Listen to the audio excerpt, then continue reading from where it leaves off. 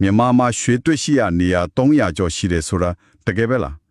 အဲ့ဒီထဲမှာအရေးကြီးဆုံးကစက်ကိုင်းပြတ်လွှာကြောင့်စကိန်းဖော့ဆိုနဲ့ပတ်သက်နေတယ်လို့ဆိုတယ် ဟုတ်ပါတယ်ရွှေဖြစ်ပေါ်ပုံကလည်းသူနီးနဲ့သူစိတ်ဝင်စားစရာပါစကိုင်းပြက်လွှာကြောင့်ကအိန္ဒိယတိုက်ရဲ့တိုးဝင်မှုကြောင့်ဖြစ်ပေါ်လာတဲ့အလွန်ကြီးမားတဲ့မြေလွှာအကြောင်းကြီးထူပါမြန်မာနိုင်ငံကိုမြောက်ကနေတောင်တွယ်တန်းနေပြီးတော့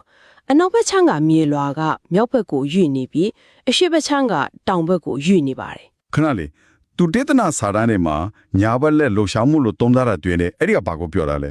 ပြီးတော့အဲ့လိုလှူရှာမှုပုံစံကရွှေဖြစ်ပေါ်ဖို့တော့ဘာလို့များအရေးကြီးရတာလဲ စက်ကိုင်ဘက်လွာရဲ့အနောက်ဘက်ကမြေက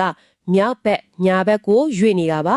အရေးကြီးတဲ့အချက်ကဒီလှုပ်ရှားမှုကချောချောမွေ့မွေ့ဖြစ်မသွားဘူးအဲ့ဒီလိုလိန်ပြီးရွေ့တဲ့အခါမှာအဓိကပြက်လွာကြောင်းရဲ့ဘေးဒီမှာအကွဲကြောင်းငယ်လေးအများကြီးကိုဆွေးဖြဲတယ်လို့ဖြစ်စေပါတယ်အဲ့ဒီအကွဲကြောင်းတွေကမြေကြီးအောက်နက်နက်ကရွှေပါတဲ့ရေဘူးအရေးတဲ့အပေါ်ကိုတက်လာဖို့အတွက်အကောင်းဆုံးအမြင့်အလန်းမကြီးတွေဖြစ်သွားလာပေါ့ အော်ဒါဆိုရင်အဲ့ဒီ second ဘက်လွှာကြောင့်ဖြစ်တဲ့အကွဲကြောင်းတွေထဲကို ဟုတ်တယ်အဲ့ဒီထက်ကိုရွှေပါတဲ့အရေးတွေစီးဝင်တာ စီးဝင်ပြီးအေးခဲသွားတဲ့အခါရွှေကြောတွေဖြစ်လာတယ်ဆိုတဲ့သဘောလား ဟုတ်ပါတယ်တောက်ပထိုးသူကစိတ်ဝင်စားစရာဥမာတစ်ခုပါသူကအမေရိကန်နိုင်ငံနီဗာဒါကနာမည်ကြီးကာလင်ပုံစံတက်ဥတိုက်တွေနဲ့ဆင်တူတယ်လို့ဆိုကြတယ်ကာလင်ပုံစံဆိုတာကရွှေရမျက်စိနဲ့မြင်နိုင်တဲ့ရွှေတုံးရွှေခဲကြီးတွေအဖြစ်ရှိမနေပဲ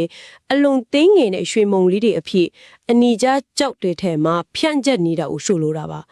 ကင်မုံဖုတ်တဲ့အခါတကြောင်မုံလေးတွေမုံသားထဲမှာပြန့်နေတယ်လို့မျိုးပေါ့ဒါကြောင့်အောက်မှာရွှေထွက်နှုံးကပြက်မြတ်တက်တန်ကို2.4 gram လောက်ပဲရှိမိမယ်ဆီလီကာထက်များတဲ့အပိုင်းဒီမှာတော့9 gram အထိတွေ့ရတတ်ပါတယ် ဒါကရွှေအမျိုးအစားတစ်မျိုးပေါ့